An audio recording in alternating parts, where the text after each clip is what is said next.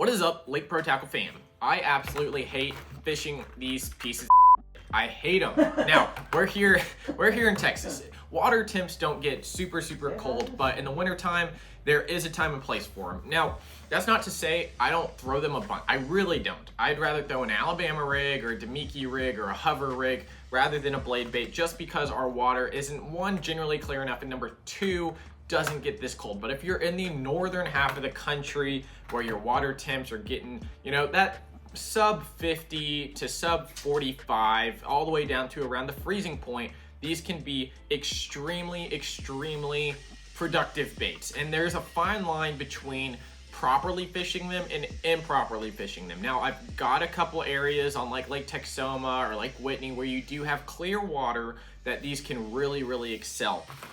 So, breaking it down simply, a blade bait really just looks like a threadfin shad. It's gonna weigh anywhere from like a 1/4 ounce all the way up to 3/4, 1 ounce. Kind of just depends. These are very popular, especially around your river systems like the Tennessee River, Mississippi River, anywhere you have current driven areas or deep ledges. That's kind of where these excel. Now, you can also fish for open water fish. You can fish for brush pile fish. You can fish these lots of different ways. I have found that these are very effective, more effective in the cleaner the water, just because it is a smaller presence, does put off vibration, and it does put off a lot of flash. We've got a bunch of different options here at the shop, and you can check them out online at lakeprotackle.com, of course. One of our favorites is going to be the Megabass Dyna Response. Extremely reactive, very easy to work. We also have some stuff from Berkley. These are really modeled directly after the Johnson Thin Fisher, as well as some newer stuff coming from 6 Sense and the Slice Blade Bait. Typically with these, again, these are gonna look like threadfin shad. They're gonna look like a dying shad almost. And there's always a time and place for them. Typically, I like to bring these out, again, when it's really cold, I got clear water, you're having a shad die off, especially when your bait gets positioned, especially with that colder water. These are great around open water and structure. Now, you can fish these many different ways. Typically, most anglers are gonna throw it out there just like a flutter spoon. You're gonna let it go down on slack line. That's one of the biggest keys with the blade bait. You gotta have it on slack line. It's gonna give it the most shimmy going down. If you're familiar with like a red eye shad or a really good lipless crankbait, they got that shimmy going down, and that really triggers that instinct into a bass's mind where they're like, oh, it's dying, it's going towards the bottom, I better snatch it up before the bottom feeders, the catfish, the drum, all those fish, go suck it up. So first bite, you can emulate just dead slack in your line, letting it go down. And if you have live scope, these things can be extremely deadly compared to just about any other bait you can throw out there.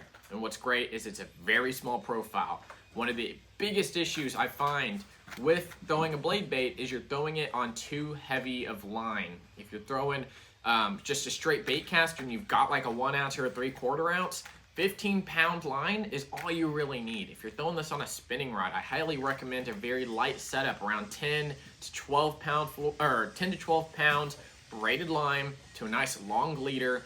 Fish really get these hooks, but they also easily throw them.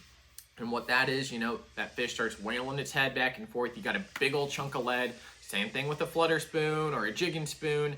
They have all the leverage in the world to shake this bait. And you got to have a soft enough rod, bait caster or spinning rod, to be able to, have that load in the rod to where it won't shake it out. So going back to techniques for working these baits, throwing it out, slack line, and just slowly bringing your rod up around 30 degrees, maybe 40 degrees from almost parallel, having that rod and just barely lifting the tip. Let's be 100% here. A lot of people overwork these by starting parallel, going all the way up. Do you know how far that bait's moving when you do that? If you've got access to a pool or really clear water, just start looking at your bait. Trust me, when you go from parallel to straight up, which is, I see like 80% of the anglers that are fishing these, they go down all the way up. You're pulling that bait like 10 foot.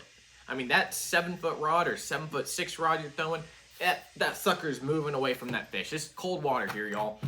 you gotta work it a little bit less. Less goes a long way, and this is one of the biggest issues I see with people working them. Now, a lot of baits like the slice blade bait or the thin fisher, they give you options on how you want that head to dive or shimmy.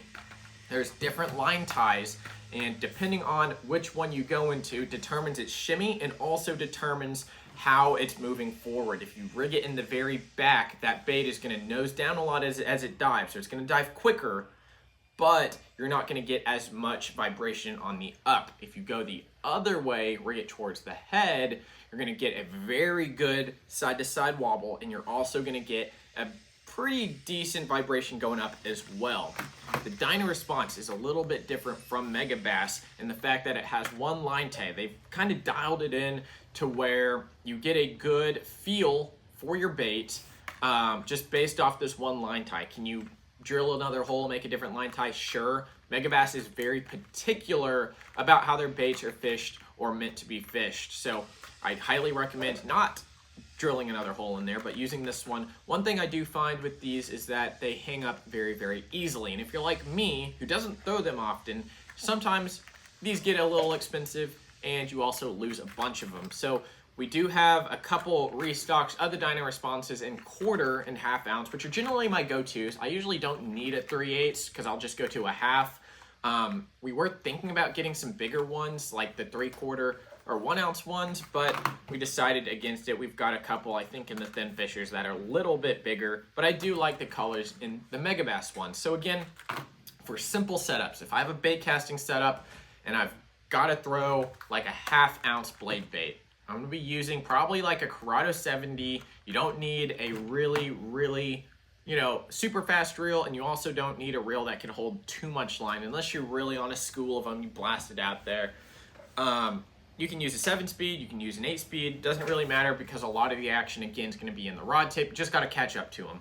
For the rod, I'm typically, for a bait caster, I'm going to be using around a 7'2" to around 7'4" medium moderate action rod, very similar to your cranking rods. Very small hooks, like I said, and you need that moderate rod to load directly in correlation with that bait. Now, when it comes to stock hooks, I like to change the Berkeleys out. The 6-inch ones, I haven't tried a lot. These are very O'Shaughnessy bend hooks. These have a very good bend. I feel comfortable keeping these stock unless they are bending out on you. The Megabass hooks as well, these are stock, pretty good. I do like the BKK Fang. I've done some more testing with it. It is badass, y'all. It basically doesn't bend out unless you just got it stuck in a rock, you grab the bait and rip it out, which is what happened to me the other day. You don't need really heavy gauge hooks because, again, this is more of a light hook technique. Now, you can always find situations where it's a little bit different, but typically, I like to have a more moderate rod. On a spinning rod, if I'm going to be throwing these techniques, I like my 7.6 rods, my 902s, 901, like NRX Plus, or, again, just any longer 7'4" to 7'6", almost like hair jig rod, finesse swim bait rod, where it's got a good moderate bend. It's going to be a medium action, medium light action, perfect for something like a 1/4 ounce or even lighter, even up to like a 3/8 ounce, because these will load a lot because they are just one chunk of lead. But you're not really moving them like a normal moving bait, like a crankbait or something like a what's it called, like an IXI shad or something like that. So that's kind of where these come into play for me. I like to fish these again around cover, brush, open water, ledges, trees. Of course, you can catch crappie on these, no different than like a little crappie spoon.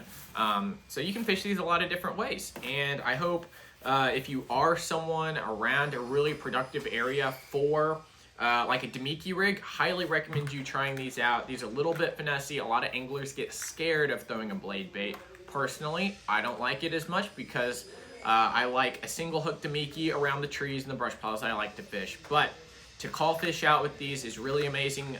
Depending on how you work them, you can find little tricks to get them to not move as far. Just a little flick of the rod tip, just a little tiny lift, and it's not going to move as much. So you can play around with these a lot, and with the implementation of live scope and forward-facing sonar, you can have a wonderful, just beyond expectation day on a blade bait, especially when that water gets really cool.